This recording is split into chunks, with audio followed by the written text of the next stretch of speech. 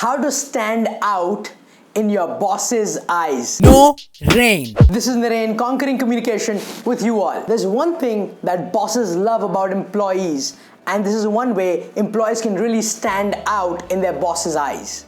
That is by holding themselves accountable. Let me give you an example. Let's say there was a task and there was a deadline and you miss it, you failed as an employee. What happens next? Does your boss call you and hold you accountable, saying, hey, the task is not done, why is it not done? Or do you choose to hold yourself accountable and tell your boss, hey boss, I failed, the task is not done, I'll make sure this doesn't happen again. Choose the second option always and you'll stand out in front of your boss, because most people generally wait for others to hold them accountable.